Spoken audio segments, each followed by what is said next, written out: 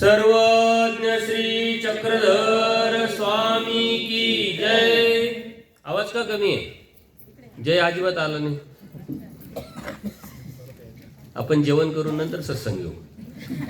सर्वज्ञ श्री चक्रधर स्वामी की जय. आवाज कसा जोरात आला पाहिजे.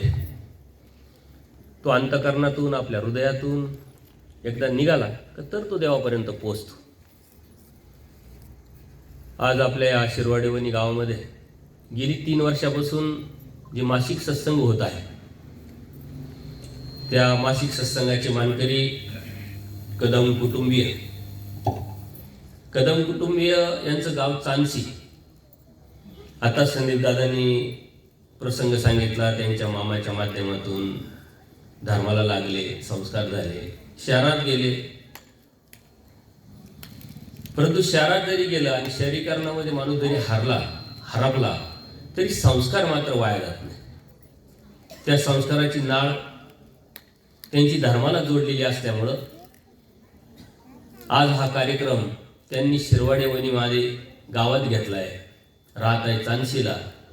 ती नाळ धर्माची कशी जोडल्या जाते याचं एक उत्तम उदाहरण आहे. इच्छा असली पाहिजे, वासना असली पाहिजे. इच्छा वासना असेल तर माणूस कुठेही जातो, काही करतो. करण्याची इच्छा माणसाला करायला लावते आणि ती मार्ग शोधतात.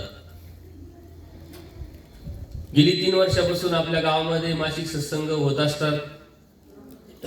या सत्संगाच्या माध्यमातून अनेक साधुसंत आपल्याला मार्गदर्शन करण्यासाठी येत असतात आणि त्या माध्यमातून धर्मजागृतीचं हे मिशन, स्वामी श्री चक्रधरांनी घेतलेलं हे मिशन, या आपल्या सर्वांच्या वतीनं, सर्वांच्या माध्यमातून, साधुसंतांच्या प्रेरणेतून, शुभचिंतनातून ही 3 वर्ष ह्या कार्यक्रमाला होत येत आहे. आजच्या या कार्यक्रमाला उपस्थित असलेले चाळीसगाव, देवळी येथून आलेले जे साधू संत आहेत, परमपूजनीय बाबाजी यांचं आपण टाळ्या वाजवून स्वागत करू. त्यांची धर्माची सुरुवात ह्याच गावापासून झाली. बरोबर ना बाबा? दत्तभाऊ आहे का? दत्तभाऊंची त्यांनी सांगितलं होतं मला, धर्माचा अर्थार्थी संबंध नाही. परंतु आता संदीप दादांनी सांगितलं का, परमेश्वर भक्ताला सोडत नाही, भक्तांनी सोडो अगर न सोडो. आणि त्याला जर आणायचं असेल तर मग त्यांनीच कर्माने जोडलेले जे संकट आहे, अडी अडचणी आहे, ते परमेश्वर कृपेनेच आपल्याला भेटत असतात. या अडी अडचणी, संकट हे आपल्याला धर्मात आणण्यासाठी, परमेश्वराची भक्ती वाढवण्यासाठी, आपल्या जीवनाची परिपक्वता वाढवण्यासाठी असते.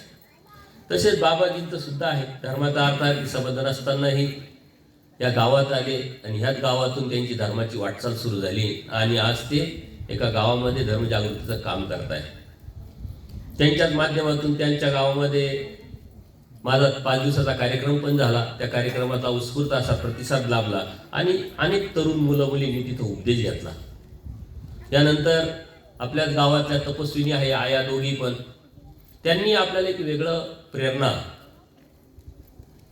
दिलेला आहे. परंतु आपण कसा घेतो त्यावरती अवलंबून आहे. धर्म सांभाळायचा आहे, कुठं, कधी, केव्हा आणि कसा, हे मात्र आपली स्वातंत्र्य आहे. फक्त सांभाळण्याची इच्छा असली पाहिजे, त्यातलं हित कळालं पाहिजे.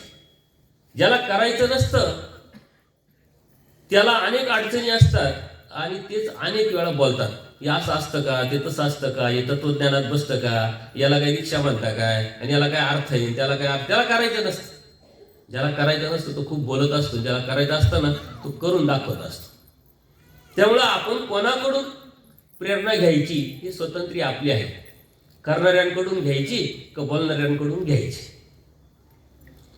सर्वज्ञ श्री चक्रप्रभू अवतार दिन आता थोड्या दिवसात येत आहे. सर्वज्ञ सेवा वास्तविक मंडळाच्या वतीनं हा अवतार दिन मोठ्या प्रमाणात साजरा करण्याचं आयोजन केलेलं आहे.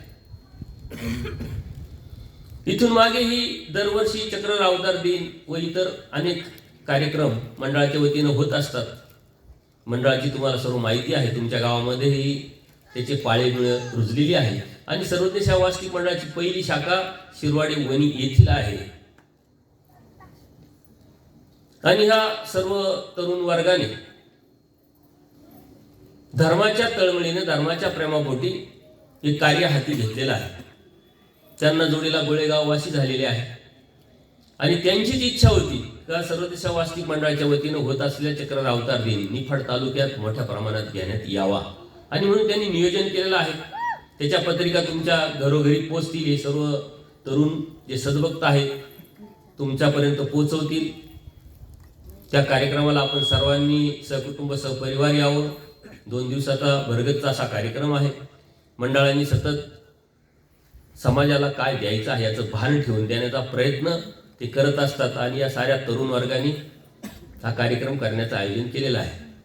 सर्वोदय सेवा वासनिक मंडळाचं एक वैशिष्ट्य आहे. वासनिक या नावातूनच त्यांचं कार्य, त्यांचं सातत्यपूर्ण प्रयत्न चालू असतं. आजपर्यंत अनेक कार्यक्रम आपल्या धर्मामध्ये होते राहतील, परंतु साधू संत आयोजन करतात, परंतु मंडळाचे कार्यक्रम वासनिक आयोजन करतात. आपल्या प्रपंचातला वेळ काढून, आपल्या जबाबदाऱ्यांतून वेळ काढून धर्माला काहीतरी देणं आहे ही भावना, हा हेतू शुद्ध ठेवून वेळात वेळ काढून ते वेळ पण देतात, सेवा पण करतात, योगदान पण देतात. परत मंडळाचं दुसरं एक सुंदर असं वैशिष्ट्य आहे की जो बी कार्यक्रम होईल त्या कार्यक्रमाला आपल्या खिशातूनच जे बी योगदान द्यायचं ते दिल्या जायचं आणि कार्यक्रम घेतल्या जायचा. मनाने ज्याला देण्याची इच्छा असेल त्यांनी द्यायचं. त्यानंतर सोशल मीडियावरती आलेला पैसा, झालेला खर्च, महाराष्ट्रातलं एकमेव असं मंडळ आहे की प्रत्येक कार्यक्रमाचा हिशोब लोकांना देणारं एक वैशिष्ट्य आहे. तुम्ही अनेक कार्यक्रमांमध्ये सहभागी झाला. दुसरं वैशिष्ट्य वासनिकांकडून आयोजन केलं जातं, परंतु हा कार्यक्रमामध्ये मोठा कार्यक्रम घ्यायचा असल्यामुळे एक अनुभव म्हणून प्रत्येकाकडे योगदान मागण्याचं काम ही मंडळी करत आहे. आपलंही योगदान त्यामध्ये असावं. फुल नाही फुलाची पाकळी या कार्यक्रमामध्ये तुम्ही सहभागी व्हावं. तर सर्वज्ञ श्री चक्रप्रभू परमेश्वर अवतार दिनाला योगदान करण्याची ज्याला संधी भेटली तो भाग्यवान. परमेश्वर तो समजला. कुणी योगदान मागण्यासाठी आणि योगदान देण्याची तुम्हाला संधी देण्यासाठी येणार आहे. कुणी द्यावं, किती द्यावं, काय द्यावं याचा कोणत्याही प्रकारचा त्यांचा हट्ट नसणार आहे. ही भिक्षा आहे. त्यांना पहिल्याच मीटिंगला मी सांगितलं होतं भिक्षा पारधी गाव आहे. कोणी देईल, कोणी नाही देणार. जे देतील त्यांचं स्वागत, नाही देणार त्यांचं डबल स्वागत, कारण हे कोणाचं काम नाही आहे. आजच्या या कार्यक्रमात अजून एक वैशिष्ट्य आहे. जानोरी येथील एक सद्भक्त आहे गोविंद क्षीरसागर म्हणून. ते आपल्या दरी आश्रमामध्ये त्यांचं वेल्डिंगचा बिझनेस आहे, त्याच्यामुळे ते सेवा देतात. आणि काल परवाच त्यांचं एक काम तिथं संपलं आणि त्यांना मी सांगितलं का असा असा कार्यक्रम आहे. तेही आज आपल्या कार्यक्रमात आलेले आहे. सर्वांनी टाळ्या वाजवून त्यांचं आपण स्वागत करू. सर्वज्ञ सेवा वासनिक मंडळाच्या वतीनं अनेक कार्यक्रम होत असतात आणि त्यांचा मुख्य उद्देश आहे माणसं जोडणं. प्रत्येकाने आपापल्या परीनं आपल्या आजूबाजूला आलेला जो माणूस आहे तो धर्माला कशा जोडला जाईल, धर्माची होकारात्मक बाजू, धर्माचं तत्वज्ञान, सिद्धांत, आचार, विचारप्रणाली आणि गैरसमज, अज्ञान, भीती दूर करण्याचं काम ही तरुण वर्ग करत असतं. माणसं जोडण्याचं काम ही तरुण वर्ग करतं. देवानी तेच केलं आणि आपण त्या देवाचे म्हणून घेतोय म्हणून आपण तेच करायचं आहे. समाजामध्ये अनेक गैरसमज आहे, अज्ञान आहे, भीती आहे. ते भीती काढण्याचं काम आपण आपल्या विचारातून, आपल्या कृतीतून आपण केलं पाहिजे. गोविंददादा म्हणे आमच्या गावात 2-3 उपदेशी कुटुंब आहे म्हटले, परंतु ते उपदेशी होते, धर्म त्यांना सांभाळता आला नाही, सारे वेडे झाले म्हटले. तुमचा धर्म लय अवघड म्हटले, कठीण. माणूस वेडात होतो, एक तर करायचं पुरं, नाही तर नाही करायचं म्हटले. परंतु त्यांच्या मनातला जो गैरसमज आहे तो दूर झाला आणि स्वामी श्री चक्ररायांची कृपा त्यांना आज या कार्यक्रमामध्ये येण्याची संधी भेटली. हा गैरसमज आहे, अज्ञान आहे. धर्म काय आहे कोणाला माहित नाही, परमेश्वर भक्ती काय हे कोणाला माहित नाही. धार्मिकता करत असताना अज्ञान व संस्कार किंवा परंपरा किंवा भीती या मार्गातून आपण करत आलो. अनेक लोक करत असतात. धर्माचा उद्देश काय आहे, धार्मिकतेचा उद्देश काय आहे, आपल्या जीवनाचं जे जन्ममृत्यूचा जो फेरा आहे त्यातून मुक्त होणं, त्यातून बाहेर पडणं. कर्म करून जे आपण दुःख जोडतो त्या दुःखातून बाहेर पडणं. आणि म्हणून त्याला लागतं धर्म, त्याला लागती भक्ती, आणि ती ज्ञान आणि भक्ती, जाण आणि समज ही जेव्हा एकत्र येतं तेव्हा परमेश्वर भेटत असतं. ज्ञानाशिवाय तर काहीच भेटत नाही, धर्मातील ज्ञानाशिवाय काहीच भेटत नाही. भक्ती आपण करतोय, परंतु ज्ञानाची आवश्यकता आहे. मग ज्ञान काय आहे? 18 पुराण, वेद, 6 शास्त्र, उपनिषद हे समजून घेऊन त्यानंतर त्यात बाहेर पडून मग ब्रह्मविद्या शास्त्राचा अभ्यास, गीता आहे, लीळाचरित्र आहे, सूत्रपाठ आहे, त्यातून प्रचिती, अनुभव, समज, आणि मग ते ज्ञान. का? परमेश्वराने सांगितलेलं ज्ञान खूप मोठं आहे, परंतु आपल्याला प्राथमिक ज्ञान असायला पाहिजे. सर्वांना एक प्रश्न पडला पाहिजे की आपण धार्मिकता का करतो, धर्म का सांभाळतो, कशासाठी करतोय? दिवसभर काम करतो, कष्ट करतो, पैसे मिळवतो, घर चालतं, मग धार्मिकता करण्याची गरज काय? त्यातून काय मिळणार आहे आपल्याला? जे मिळवायचं आहे ते खरंच मिळणार आहे का? हा आत्मविश्वास जोपर्यंत आपल्यामध्ये निर्माण होत नाही तोपर्यंत आपण ते करू शकत नाही. आणि तो आत्मविश्वास येतो ज्ञानातून. पण ज्ञान जर म्हटलं का लगेच वाचायला लागलं लगेच ज्ञान झालं का? सत्संग ऐकायला लागलं लगेच ज्ञान झालं का? ज्ञान मिळवण्यासाठी आपलं हित आपल्याला कळालं पाहिजे. एखादा तरुण मुलगा आहे, त्याच्या लग्नाच्या चर्चा आपल्या घरामध्ये चालल्यानंतर त्याला सांगावं लागत नाही काहीतरी काम पाय. त्याच्या लगेच लक्षात येतं का लग्नाची चर्चा झाली म्हणजे आता जबाबदारी आहे, जबाबदारी म्हटली आपल्याला काम बघावं लागेल. तो काम बघतो, कामाला लागतो, जे भेटेल ते करण्याचा प्रयत्न करतो. का? तर त्याला त्या जबाबदारीची जाणीव आणि भान निर्माण झालेलं आहे. तसं आपल्या जीवनाचं जाणीव, भान आणि आपलं हित जेव्हा कळतं तेव्हा त्याला सांगावं लागत नाही का तू ज्ञान मिळव, अभ्यास कर, धर्म काय समजून घे, जाणून घे. पण जीवाला स्वतःहून हित कधीच समजत नाही, कधीच कळत नाही. अनादि अविद्युक्त जीव असल्यामुळं अज्ञान आहे, मतित्रय आहे. वाईट विचार करणं, वाईट चिंतन करणं, वाईट कृती करणं हा त्याचा मूळ स्वभाव आहे. त्या जीवाचा एक स्ट्रक्चर आहे. त्याला उर्ध करायचंय, ते इतकं सोपं नाही आहे. चांगला विचार करायचं, चांगलं चिंतन करायचं, त्या चिंतनात चांगल्या रमायचं एवढं सोपं नाही आहे. चांगलं कोणाला आवडत नाही? चांगलं सर्वांना आवडतं, पण चांगलं करायला जी ताकद लागते, जी एनर्जी लागते ती आपल्याला निर्माण करावं लागते. आव घालणं चांगलं आहे, सर्व मान्य करते. आणि मग आता मी तुम्हाला सांगितलं का आता दररोज लहान असो, मोठा असो, स्त्री असो, पुरुष असो, सर्वांनाच आव घालायचं जमेल का? सासू म्हणशील मी सुनाला कसं काय आव घालू, तिला मी करून आणणं तिला आव घालू का? चांगलं तर आहे, परंतु करणं अवघड आहे. धर्म कृती करायला लावतं आणि ती कृती आपल्या हिताची. हे एकदा कळालं का कोण आहे आणि जमेल का नाही याचा विचार जीव करत नाही. फक्त प्राप्तीची आस, आणि त्या प्राप्तीसाठी खूप मोठं तत्वज्ञान जाणण्याची गरज नाहीये. तोची व्हावा तोची भेटावा. का तोची व्हावा तोची भेटावा?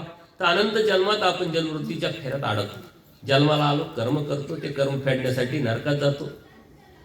ते दुःख संपलं, ते नरक संपलं का परत जन्माला येतो, परत तेच. हे तेच न करण्यासाठी आपल्याला यातून बाहेर पडण्याची इच्छा होणं, वासना होणं. ही एकदा इच्छा वासना झाली की मग त्यासाठी आपण शोधायला सुरुवात करतो. आणि ती शोधण्याची इच्छा निर्माण झाली की सत्याच्या बाजूने पहिलं पाऊल पडतं आणि त्याच वेळेस परमेश्वराचं कार्य सुरू होतं. कोणती गोष्ट घ्या, सुरुवात आपण करावं लागतं, नंतर मग दुसरी क्रियाला सुरुवात होते. स्वतःहून कोणतीच गोष्ट होत नाही. कोणतीच गोष्ट जगामध्ये आपोआप होत नाही. त्यासाठी कष्ट लागतं, त्यासाठी चिंतन लागतं, त्यासाठी प्रयत्न लागतो, त्यासाठी एनर्जी लागते, ताकद लागते. आणि परमेश्वर प्राप्ती ही खूप मोठी ताकद निर्माण करून ती करायची असते. एक तर परमेश्वर समजणं हेच अवघडातलं अवघड आहे. तुम्हाला पूर्वकर्माचं काही योग असतील, कर्म असतील, संस्कार असतील, आवड असेल, म्हणून त्या घरामध्ये तुम्ही जन्माला आले की जिथे धर्म आहे, साधू संतांच्या भेटीगाठी झाल्या, तुम्ही उपदेश घेतला, जीव देवता प्रपंच परमेश्वर यातला फरक कळाला, म्हणून परमेश्वराची भक्ती तुम्ही करायला लागले, नाम भेटलं, त्या परमेश्वराचं स्मरण करायला लागलं, म्हणून तुम्हाला सहजच वाटलं, सोपंच वाटलं. पण ज्यांच्याकडे नाहीये त्यांना विचारा, तर तुम्ही का भक्ती करताय, कशाची करताय, कोणाची करताय, कशासाठी करताय, या काही प्रश्नाचं उत्तर नाहीये. आणि ज्यावेळेस तुम्ही सांगाल कारण भक्तीचे अनेक प्रकार आहे, जीव भक्ती आहे, देवता भक्ती आहे, प्रपंच भक्ती आहे, भूत भक्ती आहे, परमेश्वर भक्ती आहे, ही सर्वश्रेष्ठ भक्ती परमेश्वर भक्ती ती कर. लगेच करेल काय, लगेच सांगेल का, सांगा कोण आहे परमेश्वर, त्याला अवघड वाटेल काय प्रकार आहे, का भक्ती करावी हा काय प्रश्न आहे, श्राद्ध आहे म्हणून करतोय, याची करा त्याची करा हा काय प्रश्न आहे, सारे एकच आहे म्हटल्यानंतर विषय येतो कुठं. तुम्हाला कळालंय म्हणून त्याचं तुम्हाला मर्म समजल्यामुळं तुम्हाला त्यातलं काहीच वाटत नाही. परंतु ज्याला काहीच माहित नाही, ज्याने कधी ऐकलंच नाही, त्याला असं वाटतं की या खूप मोठं दगड माझ्या डोक्यावर टाकतोय का काय, या असं कुठं असतं का, कधी ऐकलंच नसतं. मग त्याला आपल्याला आपल्या पद्धतीनं सांगावं लागतं. भगवद्गीता धर्मग्रंथ आहे, जगमान्य ग्रंथ आहे. श्रीकृष्ण महाराजांनी स्वतः अवतार घेऊन हे तत्वज्ञान सांगितलेलं आहे अर्जुन देवाला निमित्त करून. भक्ती का करावी, कशासाठी करावी, अर्जुन देवाच्या प्रश्नाला उत्तर देताना परमेश्वराने स्वतःची ओळख करून दिली, विश्वरूप दाखवलं. आणि तुला भक्ती करायची तर माझी कर अनन्य भावे, शरण एकनिष्ठ भक्ती कर, तुला निसंशय जन्ममृत्यूच्या फेऱ्यातून काढील, असं परमेश्वराने वचन अर्जुन देवाला दिलं. म्हणजे अप्रत्यक्षरित्या आपल्याला दिलंय. द्वापार युगात घेतलेल्या अवतारांनी स्वतःची ओळख दिली, स्वतःची भक्ती करायला लावली. स्वामी श्री चक्रांनी कलियुगात अवतार घेतला 12व्या शतकात आणि स्पष्ट आणि पारदर्शक स्वामी श्री कृष्ण महाराजांसारखंच त्यांनी सांगितलं अनन्य भक्तीचं मर्म. येत शरण आल्या काही मरण असे, तुम्ही मला जर शरण याल तर तुम्हाला मृत्यूला जाऊ देणार नाही. मृत्यूला म्हणजे जन्माला जन्म म्हणजेच कर्म, कर्म म्हणजेच नरक, तिकडे जाऊ देणार नाही. निसंशय मी तुम्हाला माझ्या प्राप्तीला घेऊन जाईल आणि जन्ममृत्यूच्या फेऱ्यातून काढेल, असा निश्चयात्मक विचार ज्या देवानी मांडलं तो परमेश्वर असतो. कोणालाही काही म्हणून उपयोग नसतो. सरपंचाला आमदार, आमदाराला खासदार, खासदाराला सीएम, सीएमला पीएम म्हटल्याने चालेल का? चालत नाही. गव्हाला बाजरी, बाजरीला ज्वारी म्हणून चालत नाही. जे जसं आहे तसं जाणणं म्हणजे ज्ञान. बाजरीला बाजरीच म्हणावं लागतं, ज्वारीला ज्वारीच म्हणावं लागतं. जे पेरलं तेच उगवत असतं. आपल्या जीवनामध्ये पाठीमागील संस्काराच्या माध्यमातून, आवडीतून जे पेरलं ते उगवत असतं. प्रत्येकाचं इथं जी स्क्रिप्ट आहे जीवनाची ती लिहिली गेलेली आहे अगोदरच. जीवनाचा आपण कधीच विचार करत नाही, आपण फक्त जेवणाचा विचार करतो. सकाळी भेटलं का संध्याकाळी, संध्याकाळी भेटलं सकाळी. ही काय 3 दिवसापासून 30 भाजी काय कधी खाली नाही का? आपल्याला पोट भरण्याचा विचार मनात कधीच नसतो.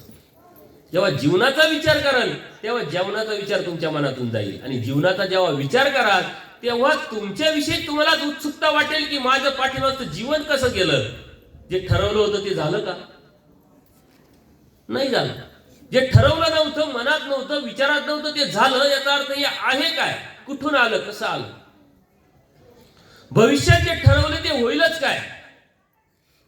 होत नसतं. त्यासाठी स्क्रिप्ट ठरलेली असते. त्याला परमेश्वरापर्यंत घेऊन जाण्याची इच्छा तुमच्यामध्ये असेल, प्रार्थना असेल, तळमळ असेल, त्याची जाणीव जर तुम्हाला झाली तर तुम्ही प्रयत्न करा. त्या प्रयत्नाला संस्काराची जोड असेल, त्या प्रयत्नाला आवडीची जोड असेल आणि त्या प्रयत्नाला चिकित्सेची जोड असेल तर योग्य ठिकाणी तुम्ही पोहोचाल. आवडी आहे, संस्कार आहे, पण चिकित्सा नसेल तरी काय उपयोगाची? चिकित्सा आहे पण आवडी नाहीये, संस्कार नाही, काय उपयोगाचं नाही. आवडी आहे पण संस्कार नाहीये, चिकित्सा नाही, काय उपयोगाचं नाही. या साऱ्या गोष्टी एकत्र असाव्या लागतात.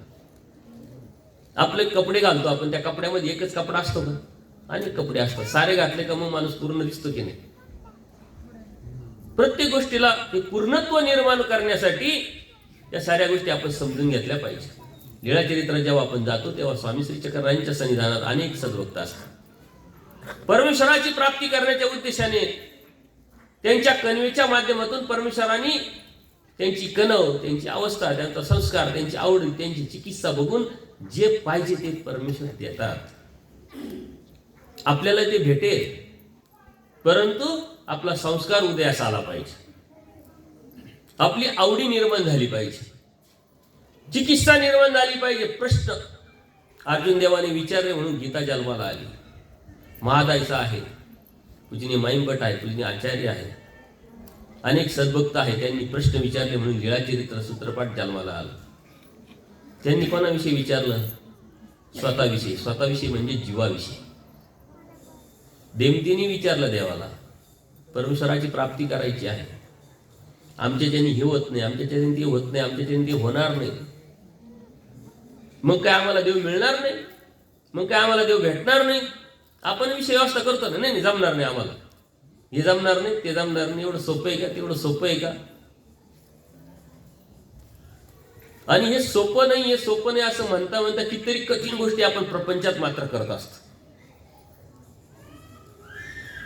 कारण ते लागले पण आपलं तिथं निर्माण झालं असतं, अधमती अधगती अधरती. म्हणून प्रपंचातल्या ज्या गोष्टी आहेत त्या धर्मातल्या गोष्टीपेक्षा कितीतरी मोठ्या आहेत. प्रपंचामध्ये ज्या गोष्टी तुम्ही केल्या त्याला लागणारं कष्ट, त्याला दिलेला वेळ, त्याला लागले पण त्यातून निर्माण केलेली तुम्ही जी आकृती कृती जी आहे, जीवन आहे, ते खूप कष्टाचं आहे. परमेश्वरांनी सांगितलेल्या धर्माच्या अनुषंगाने जर आपण विचार केला तर त्यातला 1% जे तुम्ही प्रपंचाला दिलं त्यातला 1% धर्माला देऊन बघा, 1% तरी परमेश्वर प्राप्त होईल. इतकं सोपा, सरळ आणि स्पष्ट पारदर्शक परमेश्वर आहे. परंतु फक्त आणि फक्त आपण विचार करत नाही, समजून घेत नाही, जाणून घेत नाही. हे काय, कसं, जे करतोय ते बरोबर आहे का, हे आपल्याला लक्षात येत नाही. आणि म्हणून देमतीच्या माध्यमातून परमेश्वराने अत्यंत सोपा धर्म आपल्याला सांगितला. तो धर्म सांगताना परमेश्वराने कॅशलेस धर्म सांगितला. कॅशलेस. तुमच्याकडे पॉलिसी असतात बघा, हेल्थ पॉलिसी. त्या पॉलिसीमध्ये काय असते? सेवा सुविधा कॅशलेस. म्हणजे काय? हॉस्पिटलला जाऊन ऍडमिट व्हायचं, पैसे भरायची गरज नाही. किती भारी आहे की नाही?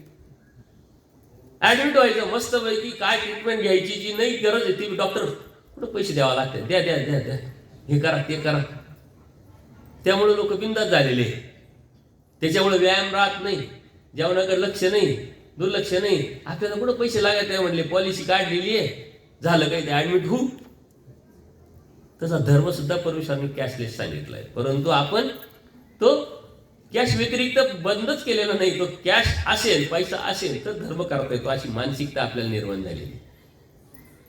तो कॅशलेस धर्म खरा धर्म आहे. तो जर आपण समजून घेतला तर नक्कीच परमेश्वर प्राप्तीच्या अनुषंगाने पहिलं टाकलेलं पाऊल असेल. मी बऱ्याच ठिकाणी सत्संगाला जात असतो, लोक म्हणतात आपला धर्म खूप पैसा लागतो.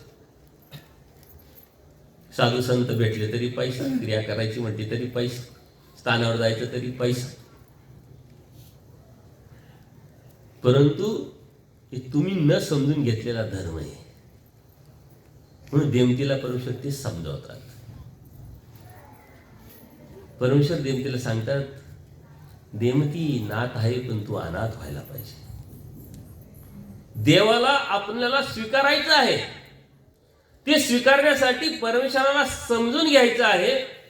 समजून घेतल्यानंतर तो परमेश्वर समर्थ आहे याची जाणीव एकदा निर्माण झाली की आपोआपच आपण अनाथ होतो. आपण अनाथच होत नाही. आपल्याला वाटतं माझ्याकडे एवढा पैसा आहे, एवढी इस्टेट आहे, एवढे नातेवाईक आहे,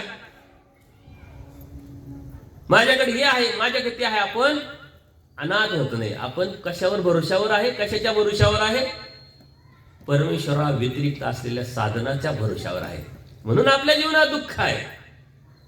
आणि ते साधनं कशी आहे जर विचार जर केला, चिंतन जर केलं तर ते नश्वर आहे. काहीच पूर्णपणे तुम्हाला कधीच कोणीच कायमस्वरूपी तुमच्या उपयोगी पडणार नाही. अशी कोणतीच गोष्ट नाही कधी कायमस्वरूपी तुमच्या बरोबर राहील, तुम्ही गेल्यानंतरही राहील, अशी कोणतीच गोष्ट नाही. सांगा मला. पैसा नाही, इस्टेट नाही, मानपान नाही, तुमचं शरीर नाही, तुमचं जीवन नाही, तुमचे नातेवाईक नाही, अजून काय काय येतं प्रपंचामध्ये तुमच्या. तुमचं गाव नाही, तुमचा तालुका नाही, तुमचा जिल्हा नाही, तुमचा महाराष्ट्र नाही, तुमचा भारत पण नाही. ज्याला ज्याला तुम्ही माझं माझं समजतात त्यातली कोणतीच गोष्ट तुमच्या बरोबर राहणार नाही. आणि ज्याला तुम्ही माझं समजत नाही, स्वतःच समजत नाही, तो मात्र आजही तुमच्या बरोबर आहे आणि उद्याही तुमच्या बरोबर राहणार आहे. तो कोण आहे? तो फक्त परमेश्वर. आणि परमेश्वर कुठं आहे? धर्मात. आश्चर्य त्याचा धर्म, आणि जिथं धर्म आहे तिथं परमेश्वर आहे. म्हणून धर्म समजून घेणं हे अत्यंत गरजेचं आहे. परमेश्वर देवतेला ते सांगतात, मी नाथ आहे, या साऱ्या विश्वाचा नाथ आहे, नित्यपती आहे साऱ्या विश्वाचा, अनंत ब्रह्मांडांचा मी नायक आहे, योगक्षम वा आम्ही तुम्हीचा सारा योगक्षेमाची जबाबदारी घेतलेली आहे निसंशयपणे. तुमचं सर्व काही जबाबदारी आमची आहे, मागची, आजची, उद्याची. पण त्यासाठी आठ काय सांगली देवानी? अनाथ व्हा. अनाथ व्हा. अनाथ होतो का आपण? पण परमेश्वर नाथ आहे, पण कोणाचा? अनाथाचा. आपण अनाथ कधीच होतो. तुम्हाला कधीतरी केव्हा तरी कोणत्या प्रश्न विचारला होता का, कुठले तुम्ही, कोणाचे तुम्ही?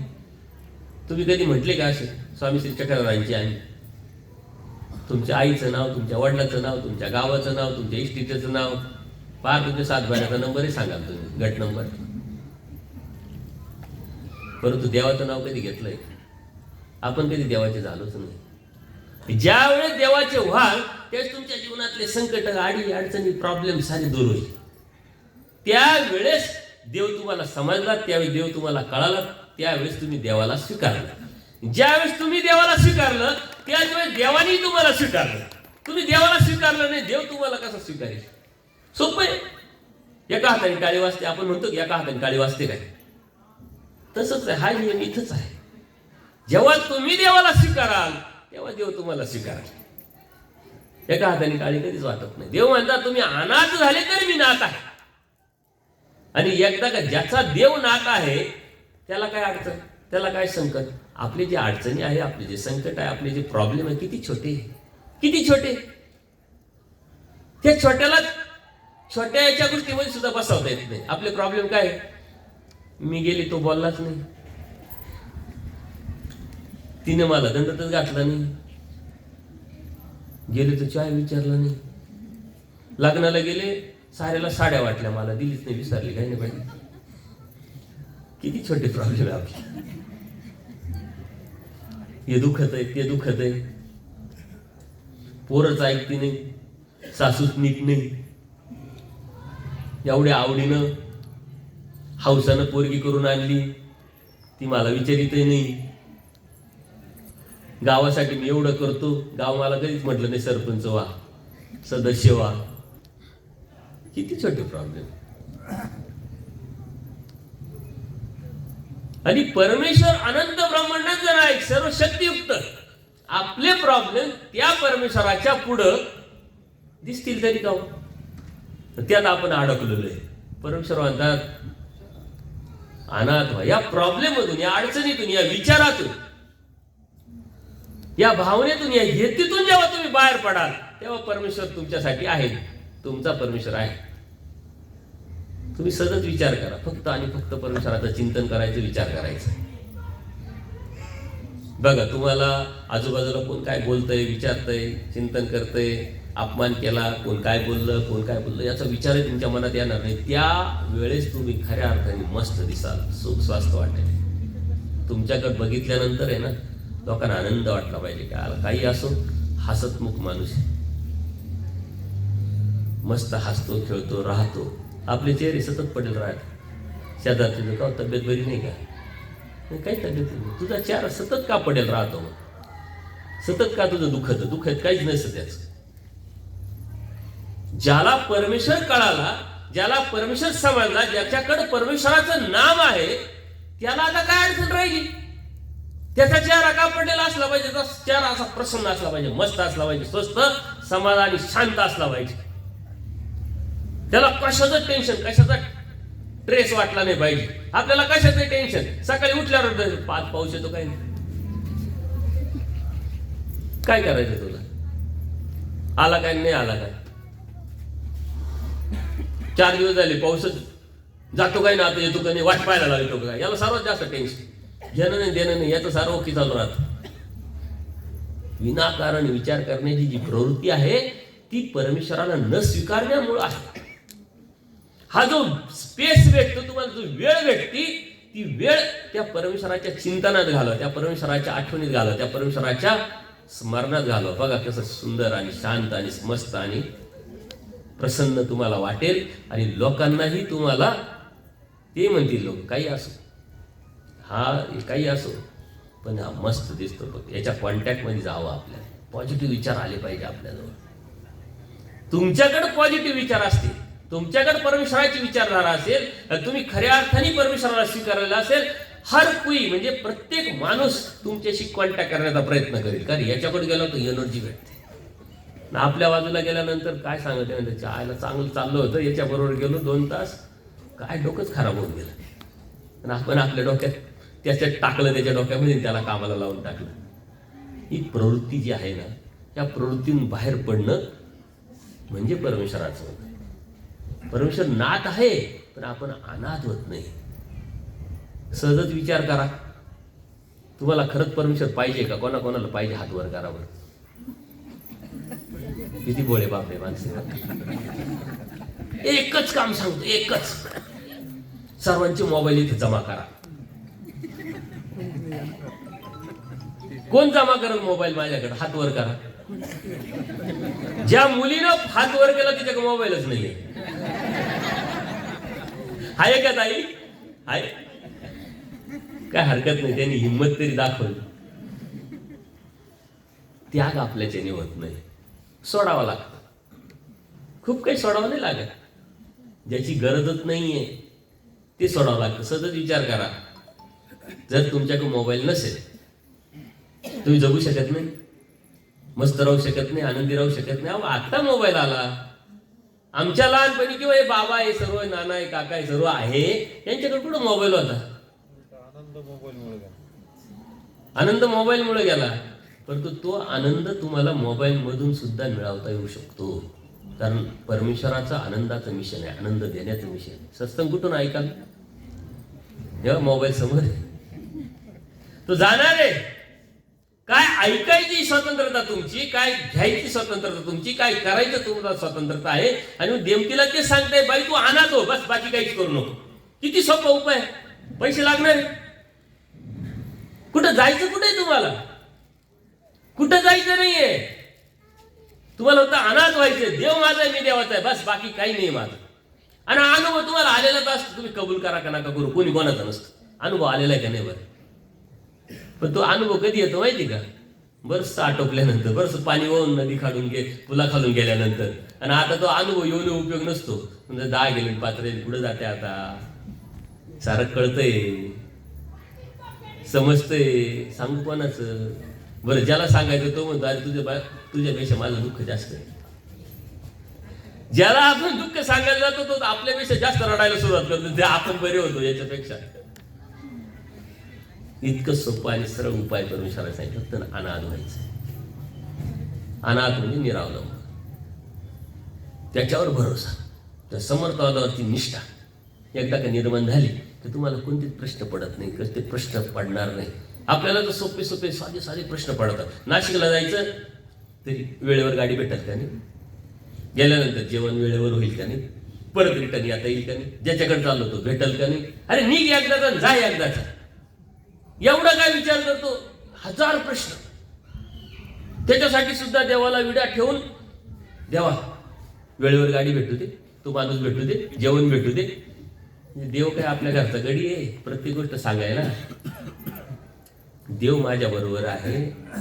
आता कशाचीच मला फिकीर नाही, प्रश्न नाही, अडचण नाही, प्रॉब्लेम्स नाही. भावना एकदा निर्माण झाली तर तुम्ही मस्त राहाल. कारण मस्ती जी तुमची जी गेलेली आहे, स्वस्थता जी गेलेली आहे, ही या विचाराने गेलेली आहे.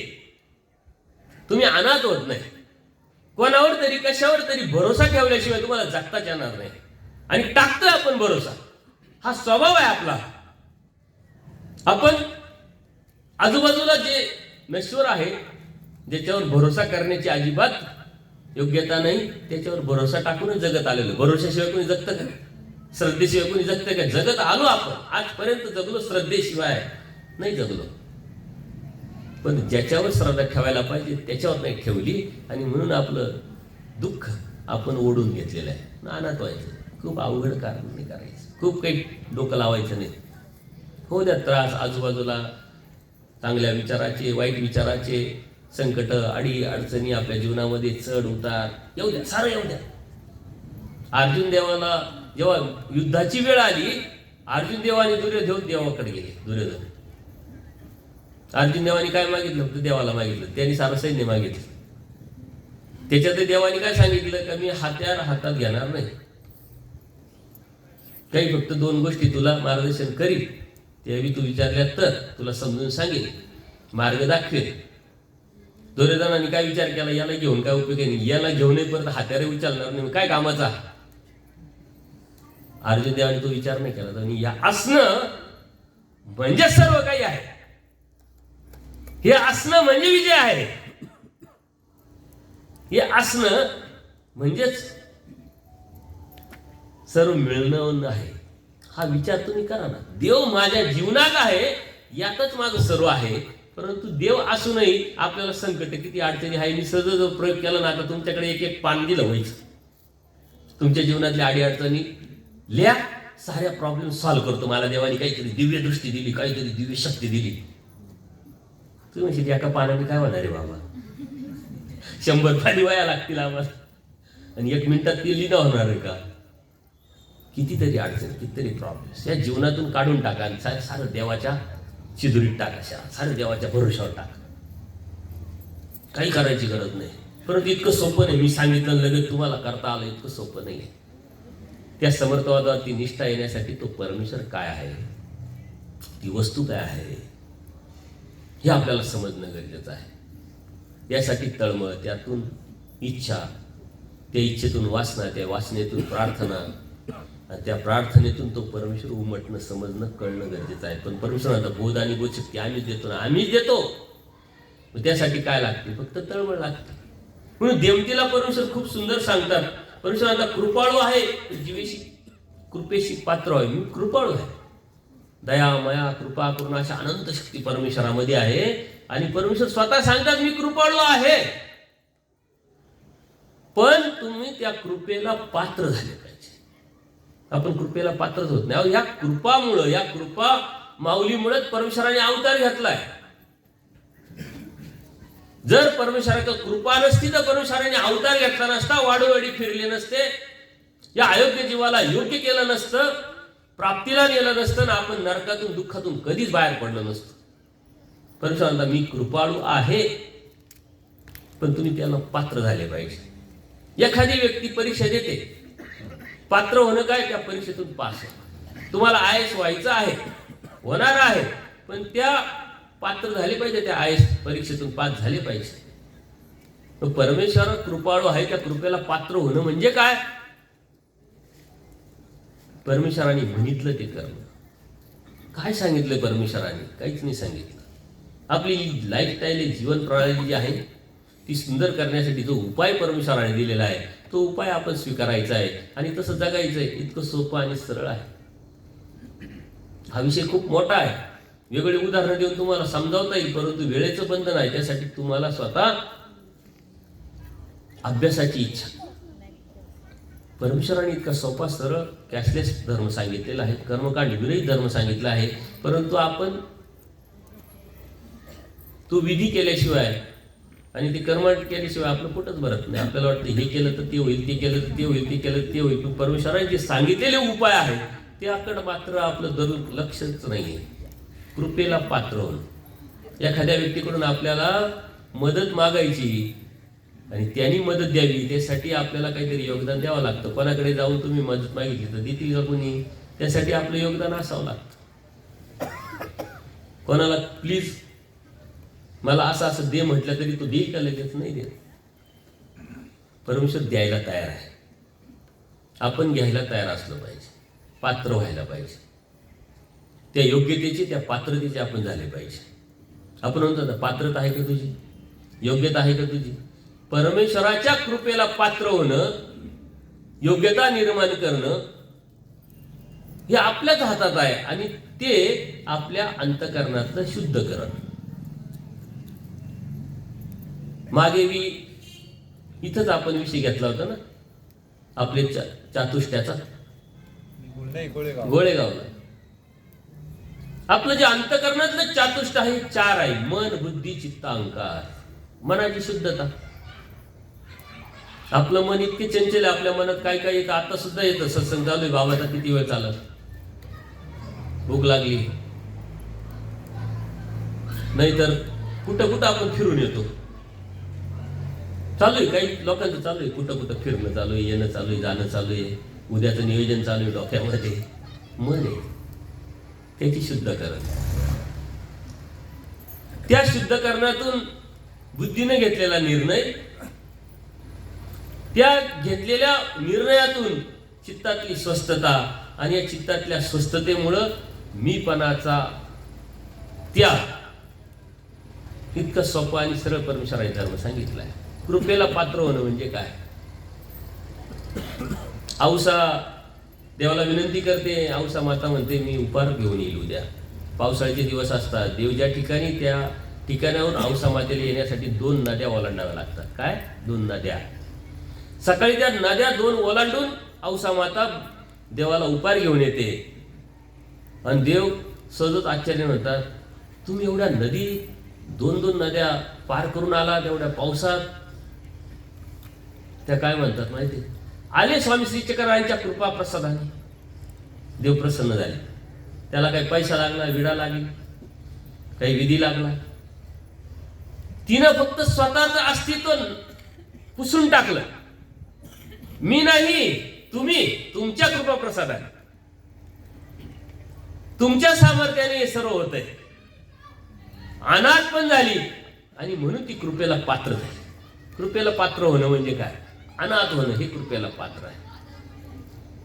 देव निरूपण करताय डोमेरामला. पाण्याचा खळखळ आवाज येतोय.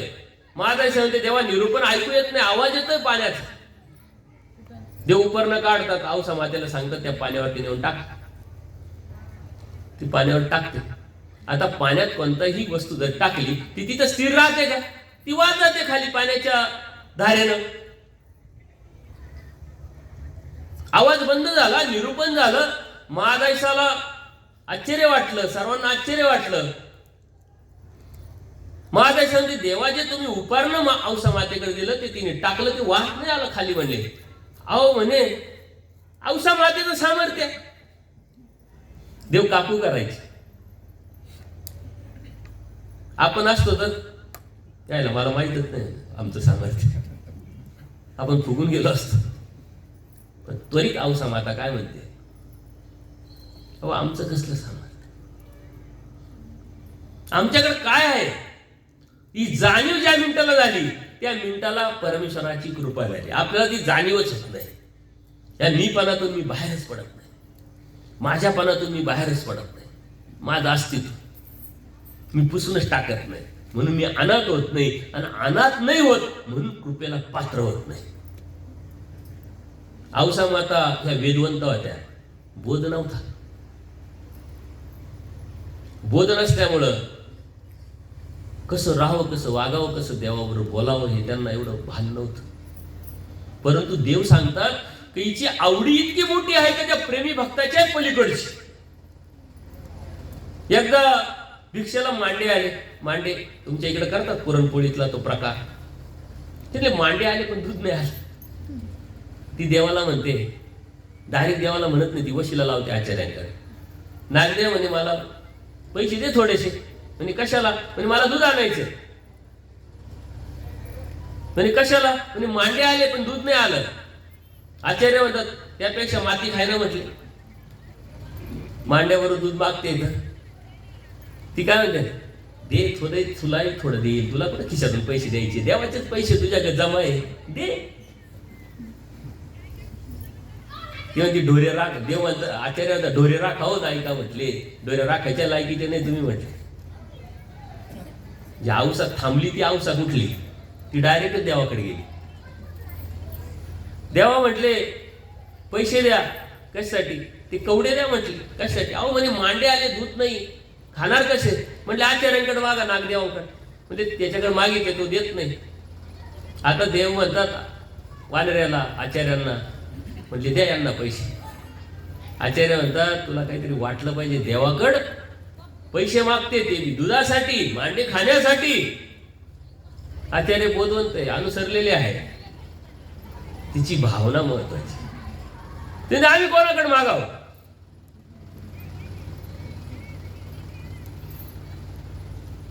आम्हाला या देवाविन कोणी आहे काय तर त्याच्याकडे आम्ही जाऊन मागू? मी माझ्या देवाकडेच मागेल. मला याच्याशिवाय आहेच नाही कोणी. ही भावना, ही अनाथ होणं म्हणजे कृपेला पात्र होणे. देव प्रसन्न होतात. आचार्य पैसे पण देतात, ती दूध पण घेऊन येते. आचार्य म्हटले तुला दिलं असतं, तुला दूध दिलं असतं म्हटलं. देवाने सांगितलं म्हणून दूध दिलं, तुला नाही देणार म्हणजे, मी एकटी खाईन. दूध भेटलं, मांडे भेटले, मग आपण आपल्या मस्तीत जेवायचं का? नाही. त्याच्यानंतर अत्यंत महत्वाचं आहे अनाथ होणं म्हणजे काय. ती एक एक घास खाते आणि दुःख करते, देवाला आठवते. देव सर्वज्ञ आहे. तिच्या आठवणीला वश होऊन परमेश्वर तिच्या जवळ येतात आणि देव तिला म्हणतात, काय आम्हाला आठवताय का जेवण करताय?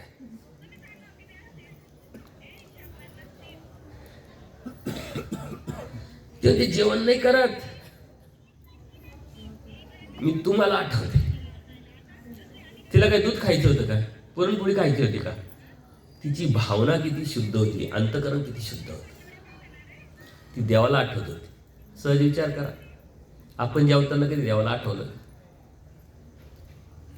देवाने तर सांगितलंय, तुम्हा शेणासनी परमेश्वर हो किंगा. झोपताना, थकल्यानंतर आणि जेवताना त्याच वेळेस नेमकं आपण विसरतो. 2-4 घास खाल्ली का मग देवाची आठवण येते का अरे देवाला प्रार्थनाच करायची राहील, विसरून जात. ती जेवली परंतु देवाला आठवत आठवत जेवली. देव प्रसन्न झाले, अनाथ झाली म्हणून कृपेला पात्र झाली. अनेक वेळा सांगता येते. तशाच महादैसाच्या, तशाच आचार्यांच्या, तशाच मैंभटांच्या.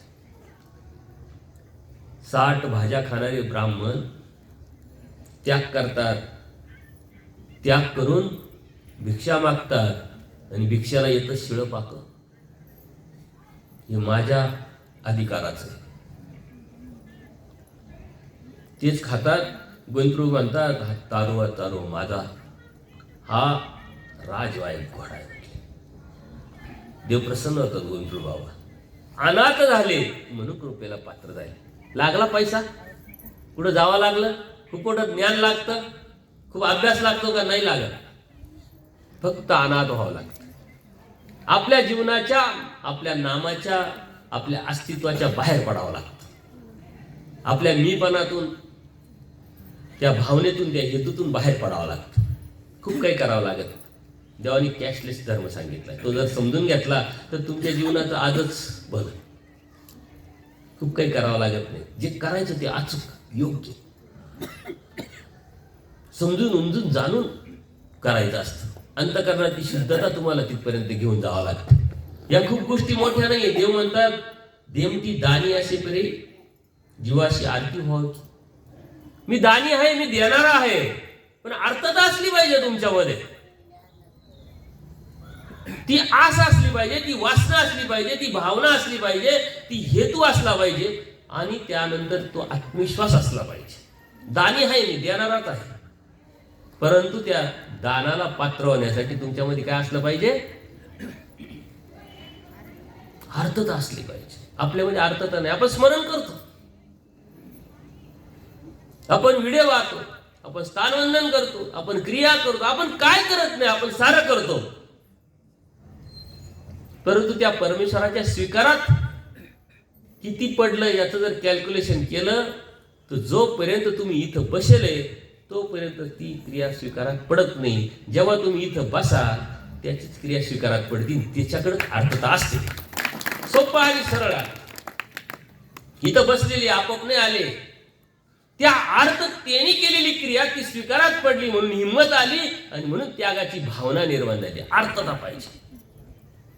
अहो एखाद्याकडून मदत मागायची तरी आपण म्हटलं ना, हे दे रे, तू देईल का, प्लीज मला दे ना, आहे की नाही. शेजाऱ्याकडून आपल्याला काही मागायचं असेल तर आपण विनंती करतो, ती आर्तता आहे. देवाला मागायचं किती आर्तता लागेल. आर्तता आतून येते, अंतःकरणाच्या शुद्धतेतून येते. तोची व्हावा तोची भेटावा. आर्तता पाहिजे. परमेश्वरांना मी देईल, तुला काय नाही देणार, साऱ्या विश्वाचं राज्य देऊन टाकेल. देव भेटल्यानंतर त्याच्या पलीकडं सारं भेटलं. इथं ती मागायची गरजच नाही. देव समजलाय, देव कळालाय, देव जाणवलाय. देवाचं नाम आपण घेतोय, पण ती आर्ततेने जर नसेल, आर्तता त्यात नसेल, तर मात्र त्या घेण्याला काही अर्थ नाही. आपण जे करतो त्याच्यातला 1% आर्ततापूर्वक जर केलं तरी आपल्याला देव भेटेल. आपली गाठी चालू असते, तिकडं पाहत असतो. गाठी चालू असते, विचार डोक्यात चालू असतात. गाठी चालू असते, स्मरण चालू असतं. ही पोरगी सांगूनच गेली नाही, कधी येते, हा गेलाय तर काम आणतो का नाही, करतो का नाही, हे नाही का ते नाही, वासरायला पाणी पाजलंय का नाही, गायला चारा टाकलाय का नाही. सासूला टेन्शन, सुनेला टेन्शन, बापाला टेन्शन, पोराला टेन्शन, साऱ्या दुनियाला टेन्शन. स्मरण चालू असतं, स्थानवंदन चालू असतं, विडे वाहणी चालू असतात, क्रियाच करणं चालू असतं, सर्व चालू असतं. तर त्यात जर आर्तता नसेल, ती भावना नसेल, तर त्यातून काहीच उपयोग होणार. करा 12 तासातले 11 तास काय 11.5 तास काम करा प्रपंचासाठी. अर्धा तास एक असा द्या तर निर्विचार व्हा, तुमच्या डोक्यातून दुसरं सारं काढून टाका. फक्त आणि फक्त देव. त्यावेळेस तुमच्या डोळ्यात पाणी येईल, त्यावेळेस तुम्हाला दुःख होईल, त्यावेळेस चतुर्थीचं दुःख निर्माण झालं तर ते परमेश्वरापर्यंत पोहोचेल. अर्धा तास पण सोपं आहे. 11.5 तास आपण प्रपंचात दिले, काम दिले, ते शरीराला, त्या बुद्धीला, त्या विचाराला, त्या मनाला ती सवय लागली. आणि आता अचानक फक्त अर्धा तास त्यातून मन काढायचं, त्यातून बुद्धी काढायची, त्यातून विचार काढायचे आणि मग इथं लावायचं. एवढं सोपं आहे का? एवढं सोपं नाही आहे. परंतु आता ते संदीपदाने सांगितलं का, संकट आले का मग सारंच आठवत, दुःख झालं का सारंच आठवत. तसे संकट आपल्याला आपलेच वाटले पाहिजे, आपल्या जीवनाचे वाटले पाहिजे. आनंद जन्म आनंद सृष्टी, दुःखात गेले, आजही मी जातो का काय, परत नरक भेटतो का काय, परत गाईत म्हशीत बैलात जातो का काय, परत झाडात जातो का काय, नको ते. त्रस्त निर्माण झाला, आपल्याला त्रसच निर्माण होत, आपल्या प्रपंचाचा त्रस निर्माण होत नाही, कशाचा त्रस निर्माण होत नाही. आपल्याला त्रस निर्माण झाला पाहिजे. तो त्रस आपल्याला परमेश्वराकडे घेऊन जात असतो. तो त्रस आपल्या जीवनामध्ये अर्थता निर्माण करत असते. आपल्याला अर्थता वाटते बघ, कशी तरी कोणाची तरी वाट जर बघत असेल आपण, त्यांनी सांगितलेलं 10 मिनिटात येतो, 15 मिनिटात येतो, 10-15 मिनिटं आपल्याला 4 तासासारखे वाटतात. अर्थता, देवाला अर्थता होती भक्ताची. देवाला असंच एकदा निरूपण करण्याची प्रवृत्ती निर्माण झाली ना, आचार्य व्यापाराला गेले. व्यापाराला गेल्यानंतर आचार्यांची वाट पाहताय देव. 2 वेळा 4 वेळा स्वतः आसनावर उठून आचार्य येत आहे त्या वाटेकडे बघताय, आचार्य येत आहे का नाही, थांबले नाही. अर्थता आहे. अर्थता देव म्हणता स्तंभ आहे का, ते निमित्त करून बोली दे. कोणाला सांगितलं देव आहे का, विचारलं का देवाने? कोण होतं? प्रल्हादबाईचं. ती प्रल्हादबाईचं अज्ञान. तिला म्हणते बाई तुला देव माहिती? नाही माहिती. परंतु ती गप्प नाही बसली. देव म्हणतात तुम्ही, ती प्रल्हादबाईचं देवाला विचारते की देवा तुम्ही सांगितलं तर कळेल. मग देवाने सांगितलं. त्यावेळी देव काय दगडाचा आहे, देव काय मातीचा आहे, देव काय चित्राचा आहे, देव काय लाकडाचा आहे. चित्राचा असेल तर फाटेल, लाकडाचा असेल तर जळेल, दगडाचा असेल तर फुटेल, चित्राचा असेल तर फाटेल, धातूचा असेल तर वितळेल. देव निरवनिराळा काय म्हटलं. तिला काय समजलं ते समजलं, परंतु आपल्याला देवाने सांगितलं. आणि जेव्हा आचार्य आले, आचार्याला देव म्हणतात का वेळ लागला. वास्तविक आचार्यांना असं लक्षात आलं की वेळ तर काहीच लागला नाही, कारण आचार्य वेळ लावतच नव्हते. देवाने जे सांगितलं ते पटकन जाऊन कुठं थांबले नाही, कुठं मुक्काम केला नाही, कोणाकडे जास्त बोलले नाही, व्यापारानिमित्त सेवेनिमित्त गेले तर कधी परत देवाकडे येतील असं त्यांना व्हायचं. देव विचारतात. वेळ लागला आचार्यांना, तर वेळ लागलेला नव्हता. आणि मग आचार्य बाईसा असती कोणी विचारलं की देवाशी का म्हटले देवाला निरूपणाची प्रवृत्ती. मग आचार्यांनी देवाला पुन्हा विनंती केली का जे निरूपण केलं ते पुन्हा आम्हाला करावं. देवाला अर्थता आहे भक्ताची, आपल्याला अर्थता आहे का? आपल्याला आहे अर्थता कशाची? हे पाहिजे ते पाहिजे, असं पाहिजे तसं पाहिजे, असं व्हायला पाहिजे तसं व्हायला पाहिजे. आयुष्यभर आपण मागत राहतो.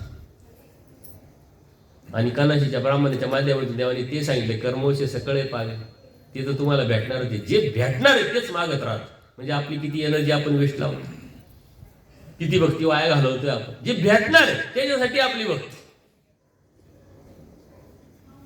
जे आपल्याला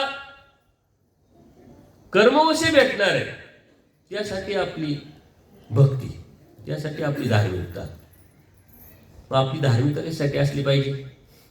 फक्त आणि फक्त तोची व्हावा, तोची भेटावा या भावनेने, या उद्देशाने जर असेल तरच आपल्याला देव भेटेल. देव म्हणतात देमती वज्रपंजरू असे तरी जीवे शरणागत व्हावे. किती सोपी, किती छोट्या छोट्या अपेक्षा देवाने केलेल्या. देवाचा वज्रपंजरू आहे मी. वज्र म्हणजे लोखंडाचा पिंजरा करून तुमच्या अवतीभोवती, तुमच्या केसाला आम्ही धक्का लागू देणार नाही, तुम्हाला कोणतीच आस येऊ देणार नाही, कोणतं संकट आडी अडचणी प्रॉब्लेम्स येऊच देणार नाही. फक्त आणि फक्त मला शरण ये. हे तर शरण आले काय मरण, फक्त शरण ये. तर आम्ही वज्राचा पिंजरा करू. पण आपण शरण जातो का देवाला? आपण म्हणतो नाही मग आम्ही देवाचंच करतो, आम्ही दुसरं काहीच करत नाही. आणि देवाचं करत असताना मग पितृपाठ्य करतो की नाही, उपास तापसही करतो, अजून काय काय करतो. अमावस्या पौर्णिमा पाहतो, कधीतरी मधून मधून मग कुणी आला ज्योतिष घरोघरी, त्याला हातही दाखवतो आणि तो वनवन फिरत राहतो. तुमच्याकडून 5,000 रुपये तुमचं भविष्य त्याला तुम्ही विचारतात. म्हणजे आपल्या बुद्धीची किती दिवाळखोरी विचार करण्यासारखी गोष्ट आहे की याला याचं भविष्य कळत असतं तर हा दारोदारी फिरला असता का? तो दारोदारी फिरतो ना. बाई मग बाबा काही सांगा आमचं, आणि त्याच त्याला पडलंय. त्याला आता कोणीतरी खाईल देईल, तो मग खाईल, 25 रुपये 50 रुपये भेटल, मग त्यावर तू घरी चालून करणार आहे. तो तुमचं भविष्य सांगणार आहे का? देवात आम्ही निराभिमान आहे, पण आपल्यासाठी स्वाभिमान. निराभिमान आहे आम्ही, आम्हाला कशाचाच अभिमान नाही, कोणाचाच अभिमान नाही. परंतु अभिमान आहे जो माझा आहे, जो अनाथ आहे, जो अर्थवंत आहे, जो कृपेला पात्र झालेला आहे, जो मला शरण आलेला आहे त्याचा मी आहे. आणि त्याच्या केसाला मी धक्का लागू देणार नाही, केसाला धक्का लागू देणार नाही. महादायचा वाराणसीला जायचं म्हणते. देव म्हणता कशाला वाराणसीला जातात? सन्निधान आमोचक. इथले माणसं तिथले माणसं, इथलं पाणी तिथलं पाणी, इथले झाडं तिथली झाडं, सारखेच. तिला अजून बोध नाहीये. दादोस तिचे पूर्वश्रमीचे गुरु तिच्याकडे जातात. ते म्हणतात नाही जावं लागेल. परत इकडे येते, परत देव समजावतात. असं 2-3 वेळा होतं. आणि मग ती निश्चयात्मक सांगते की मला वाराणसीला जायचं. देव तिला समजावतात काय करावं काय नाही, तिथं जा, असं कर तसं कर. तिला तिथं बोध देतात परमेश्वर. जरी तुम्ही ऐकत नसाल तरी देव तुम्हाला मार्ग दाखवतो. फक्त देवाचं होऊन राहायचं. देवाच्या परवानगीने ती वाराणसीला नाही गेली तरी देवाने तिथं हितच पाहिलं. जाय बाई तुला जायचं आता, नाही ऐकत काय हरकत नाही, पण तिथे गेल्यानंतर असं का. एकदाच तीच महादाईसा देव सारंग पंडिताच्या घरी आले. श्रीचरणावरती धूळ लागलेली आहे पाहून महादेवाच्या मंदिरातलं जे गळती असतं पाणी, त्या पाण्याने देवाचं श्रीचरण प्रक्षापण करते, तीर्थ घेते. दादूस म्हणतात का तुम्ही आंघोळ नाही केली? म्हणलं का बरं आंघोळ केली? सकाळीच केली. म्हणजे गुरुवाचं पाणी पिले तुम्ही. त्यावेळची जाती व्यवस्था खूप पक्कड होती ना. म्हणले नाही तुम्ही गुरुवाचं पाणी पिले. अहो म्हणले देवाचं आम्ही चरण तीर्थ घेतलं, चुकीचं असतं तर देवाने टोकलं असतं, देवाने सांगितलं असतं की हे कशाला करताय. ते देवाला काय पडलं म्हटले. जीव नरकात गेला काय स्वर्गात गेला काय, असं कसं काय? ते दादोस काय परिहार देतात म्हणजे द्वापार युगात सारे यादव झुंजून मेले, त्यावेळेस काय श्रीकृष्ण महाराज नव्हते काय? त्यांनी काही समजून सांगितलं नाही का? म्हटले त्यांना काय पडले? महादेशाला पटतं आणि ती देवाकडे येते. देवाचा आरामाचा वेळ आहे, देव पौडले आहे, पण तिला दम पटत नाही. ती मठाच्या बाहेर उभी आहे. देव बाईसाला म्हणतात बाहेर बघा कोण आहे. अहो म्हणे यावेळेस कशाला कोण येईल? अहो म्हणे बघा. जेव्हा ती येते ते महादाईसा म्हणले काय ये. महादाईसा देवाला म्हणते का हो देवाला काय जीव नरकात गेला काय स्वर्गात गेला काय पडले? देव पटकन उठतात. अरे असा प्रश्न कोणी सांगितलं तुम्हाला? हे का मनात आलं? म्हणजे दादोसांनी अशी म्हटले. अहो कोण होता माझा म्हणे? कोणी इंद्राचा, कोणी चंद्राचा, कोणी याचा, कोणी त्याचा, कोणी त्याचा, एक अर्जुन माझा होता. त्याच्या केसाला धक्का लागला.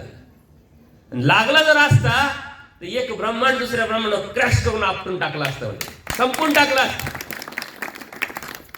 निराभिमान देव किती अभिमान घेतात, काही लिमिटेशन नाही.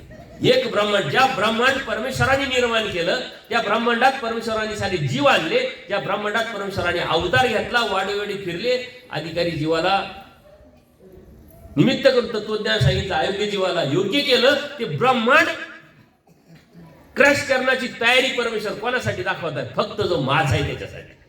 देवाचं होऊन पहा ना, देवाचं होऊन राहा. देवाचं होऊन जर राहिले तर तुम्हाला कोणी त्रास जरी दिला तर तुम्हाला काहीच करायची गरज नाही. मी देवाचं आहे पाहून गेलं. नाही तर आपण तर अगोदरच लगेच मोठं मोडायला सुरुवात करतो. देवाचं व्हा. देवाचं जर झालं तर तुम्ही कोणाला शापही देणार नाही, कोणाचं दुःख होणार नाही, कोणाला साठी बोटही वाढणार नाही, याचं वाटलं हो असंही म्हणणार नाही. देवाचं होऊन राहायचं इतकं सोपं आहे. परमेश्वर काय म्हणतात? मी वज्रपंजरू, वज्राचा पिंजरा करा, फक्त आणि फक्त शरण यायला पाहिजे तुम्ही, शरण. बरं हे होईल का? एवढं सोपं आहे का? तुम्हाला 4 गोष्टी सांगितल्या बघा. कॅशलेस धर्म आहे. काय पैसे लागले कुठं? कुठं जाऊन विडा व्हायचा, नवस करायचा, व्रतवैकल्य करायचे, उपास तापस करायचा, साधू संतांची पूजा करायची आहे, कुठं अन्नदान करायचंय, काहीच करायचं नाही.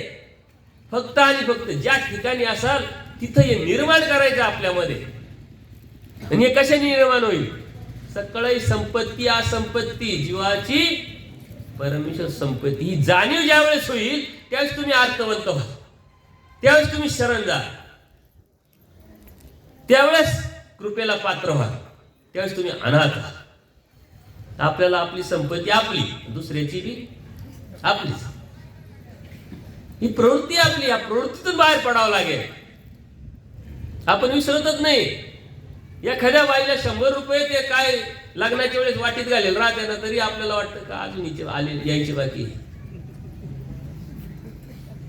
माणसांचं तसंच पावडं नेल राहत सख्याच भावानी, सख्या भावाच्याच पोरानी 4 वेळा म्हणतो ते पावडं आणलं का? ते पावडर आणील ना बाबा, कुठं जाणार आहे ते?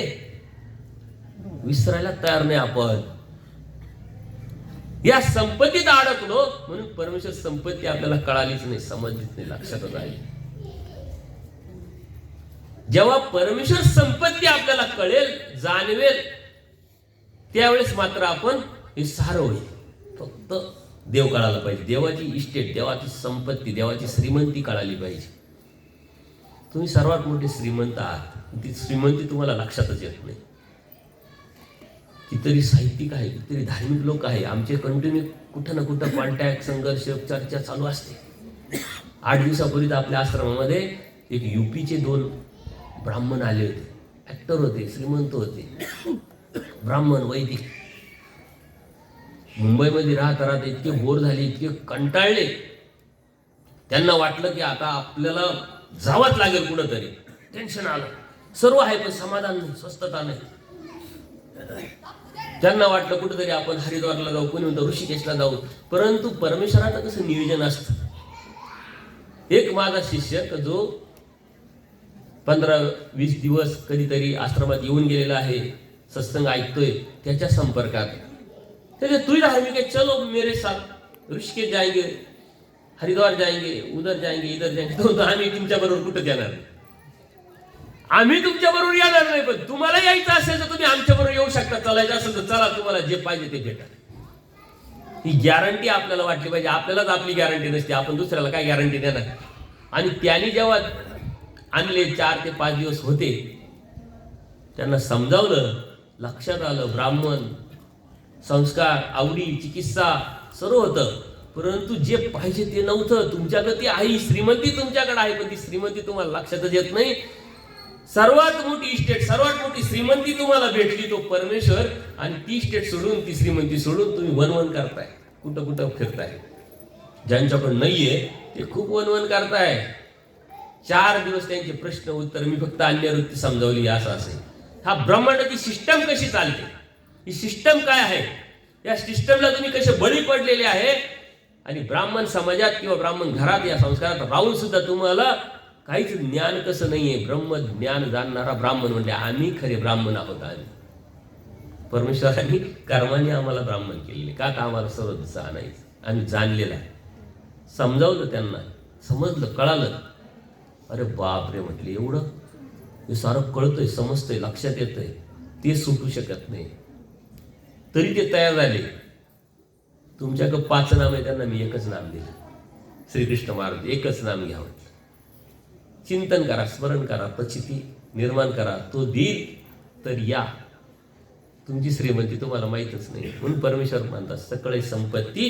असं संपत्ती या शब्दाचा अर्थ काय होतो, की जी कायमस्वरूपी आपल्या बरोबर आहे, ती कायमस्वरूपी आपल्या उपयोगीत येणार आहे, कायमस्वरूपी आपल्या नंतरही उपयोगी येणार आहे. आज तुमच्याकडे जे आहे ते किती उपयोगी येते बघा बरं. त्यातला किती टक्का उपयोगी तुम्हाला लावताय, आणि त्याच्यानंतर तर काय उपयोगी येणार आहे, काहीच उपयोगी येणार नाही. तुमच्यावर एकच उपयोगी येणार, जो धर्म तुम्ही केला, सांभाळला, समजावला, जाणवला, त्यासाठी जितकं अर्थता केली, प्रार्थना केली, परमेश्वराचं स्मरण, चिंतन, क्रिया जे बी केलं ते तुमच्याबरोबर येणार. परमेश्वर म्हणतात हे कधी होईल तुम्हाला, जेव्हा फक्त आणि फक्त मी आवडेल तुम्हाला. परमेश्वर आवडला पाहिजे. परमेश्वर आपल्याला आवडतच नाही. जेव्हा परमेश्वर आवडेल तेव्हा मात्र आपण अर्थवंतात बसू, शरणागतात बसू, कृपेला पात्र होऊ, सारं होऊ. आपल्याला देव आवडला पाहिजे. पण देव आवडला, देव समजला पाहिजे, देव कळाला पाहिजे, देवाचं सामर्थ्य समजलं पाहिजे. जर देवाचं सामर्थ्य कळालं नाही, देव समजलं, देव कशाला आवडत. आपल्याला काही गोष्ट आवडत नाही. जी आवडते त्यासाठी आपण किती धडपड करतो, किती प्रयत्न करतो, किती कष्ट करतो. ती प्राप्त केल्याशिवाय आपण थांबतच नाही. देव आवडला तर आपण त्याच्यासाठी किती प्रयत्न करू, पण आवडत नाही. त्यासाठी खूप काही भक्ती, खूप मोठी शक्ती, खूप मोठा खर्च लागत नाही. जे बी करायचं ते अहेतुकपणे करायचं. जे बी करायचं ते अहेतुकपणे करायचं. या अहेतुकपणाने जर केलं तर ते होतं. सकळही राशी हेतू विनतीची, ते जन्म देणे बोली. सकळही राशी जन्म द्यायचा, जन्म द्यायचा, जन्म द्यायचा, जन्म द्यायचा म्हणजे नेमके करायचं काय, कपडे घालून काय गोमट्या मारीत फिरायचं, पारायण करायची, याची पूजा त्याची पूजा घेत बसायची, कार्यक्रम करीत हिंडायचे, करायचं काय. हेतुविन जे बी करायचं ते तुम्ही जिथं असाल तिथं हेतुविन करा. पण हेतुविन होतं का. तुम्हाला 20 रुपयाचा विडा व्हायचा तरी विचार पडतो, विडा तर व्हायचा पण मागायचं काय, क्रिया तर करायची, मागायचं काय. हेतुविन तुमचं काहीच नाही. स्मरण करायचं कशासाठी स्मरण करायचं, स्थान करायचं कशासाठी करायचं, हेतुविन काहीच नाही. परमेश्वरांना सकळही जे बी करा दास्य हेतुविन करा, तेच जन्म देणं बरं. हेतुविन जेव्हा करायला सुरुवात करल तेव्हा बाकीचं वर्त जे तुम्हाला मी सांगितलं ते सर्व तुमच्या जीवनामध्ये आपोआपच येईल. जेची दास्य हेतुविन जरी करायचं आहे पण वेचले पण आवडीपूर्वक आपल्या हिताच्या अनुषंगाने जेव्हा तुम्ही करायला सुरुवात कराल तेव्हा परमेश्वर म्हणतात सकळही गोमटे आम्ही देतो. सकळ जे तुम्हाला पाहिजे ते देतो आम्ही आवडीपूर्वक. तुम्हाला सांगितलं पहिल्यांदा आवडी आहे पण संस्कार नाही, संस्कार आवडी आहे पण चिकित्सा नाही, जाणून घेण्याची इच्छा नाही. हेतुविन करायचं पण आवडीपूर्वक जर नसेल त्याला काही अर्थ नाही. आवडीपूर्वक करायचं, त्याला ज्ञानाची जोड असली पाहिजे. बरं मग किती करायचं, पुन्हा आयुष्यभर करायचं, पूर्ण जन्मभर करायचं, 2 वर्ष करायचं, 4 वर्ष करायचं, 5 वर्ष, किती करायचं किती. परमेश्वर सांगतात एक तर एखादा जीव आहे सकळही जन्म देतो, परंतु जो जन्म देतो सारं आयुष्य देतो त्याचं पाहून पाहून थोडं जरी तुम्ही केलं तर त्याला जे भेटेल तेच तुम्हाला भेटेल. सामान्य स्त्रियाचा दृष्टांत देवान सांगते. एखादी पतिव्रता असते, ती पतिव्रता आपली ड्युटी कर्तव्य करत असते, सेवा करत असते, तिला तिचं फळ भेटणार असतं. परंतु एखादी सामान्य स्त्री जी वाम मार्गाला लागलेली, तिच्या बरोबर राहून तिचं पाहून पाहून ती जसं करते तसं ती करायला सुरुवात करते. देव म्हणतात तिला जे फळ तिला फळ. बघा परमेश्वराची कृपा माऊली किती मोठी आहे. सारं आयुष्य आपण प्रपंचाला दिलंय, सारं आयुष्य आपण संसारात दिलंय, नातेवाईकाला दिलेलं आहे, मी करण्यात दिलेलं आहे. पण कधीतरी यांच्याकडं आमच्याकडं कोणाकडं तरी प्रेरणा घेऊन जर तुम्ही उठले तर देव म्हणतात यांना ते तुम्हाला. बघा किती मोठी कृपा आहे. परमेश्वर म्हणतात आम्ही कृपाळू आहोत, आम्ही दानी आहोत. हे कृपाळूपणाचं सर्वात मोठं लक्षण परमेश्वर सांगत आहे. दानी आहे, कृपाळू आहे. परंतु आपण काय काय आपल्या जीवनामध्ये निर्माण करायचं याचा विचार जर आपण केला तरच परमेश्वर भेटेल. खूप काही परमेश्वर प्राप्त करण्यासाठी खूप काही साधना, खूप काही ऋतुवैकल्ये, खूप काही विडे, खूप काही स्थानवंदन, खूप काही करावं लागत नाही. पण जे करायचं ते अचूक करायचं, ज्ञानयुक्त करायचं, समजून उमजून करायचं, जाणीवेतून करायचं, आवडीपूर्वक करायचं, संस्कारातून करायचं आणि चिकित्सापूर्वक करायचं. प्रश्न का, कशासाठी, हा प्रश्न जेव्हा तुम्हाला निर्माण होईल तेव्हा देव भेटेल. सारं तर देव मिळवण्यासाठी चाललंय ना, पण देव मिळवण्यासाठी चाललं असताना देव कशाने मिळेल हे जर माहीत नाही तर तो आपला जीवनच रॉंग होईल. रॉंग नंबर आपण रॉंग नंबर लागला, रॉंग रस्ता लागला, रॉंग संगत लागली, हे सारं जीवन रॉंग होऊन जाईल, वाईट होऊन जाईल. म्हणून परमेश्वर प्राप्तीसाठी खूप काही करायचं नसतं. तुम्ही प्रयत्न करतातच. 3 वर्षापासून तुम्ही सत्संग ऐकतात. वास्तविक आमच्यापेक्षा तुम्हाला जास्त ज्ञान झालं. कारण का, एका वर्षामध्ये 12 पौर्णिमा म्हणजे 12 साधू संत आहे की नाही, परत 5 अवतार म्हणजे 12 आणि 5 17. हे तर तुम्ही ऐकतातच. वैयक्तिक तुमची देवपूजा चालू, सकाळ संध्याकाळ स्थानवंदन चालू, क्रिया चालू. बघा किती करताय तुम्ही. आमच्यापेक्षा तुम्हाला जास्त ज्ञान झालं आणि आमच्या लवकर तुम्हाला देव भेटेल. परंतु त्यासाठी काय करावं लागेल, काय करावं लागेल ते तर समजत नाही ना भावा. कळतो म्हणले सारं ओळख नाही ना, पण अनाथ व्हावं लागेल. हे ज्या गोष्टी आहेत त्या सांगितल्यानंतर शरणागत व्हावं लागेल, अर्थवंत व्हावं लागेल. आणि हे होणं म्हणजे काय, आजपासून हाताची घडी तोंडावर बंद करावं लागेल बोलणं, अन्य वार्ता, कोणाविषयी कशाविषयी याला त्याला न करणं. फक्त आणि फक्त अर्धा तास आपल्या 12 तासातला देवाला देणं, ते देवाला अर्धा तास देणं म्हणजे आपल्या जीवनाला आपण देणं आहे. आणि त्यातूनच तुम्हाला देव भेटणार आहे याचा विचार करा. आणि कॅशलेस धर्म समजून घेऊन, जाणून घेऊन तो करण्याचा प्रयत्न करा. नक्की देव भेटेल. सर्वज्ञ श्री चक्रधर स्वामी दंडवत हो.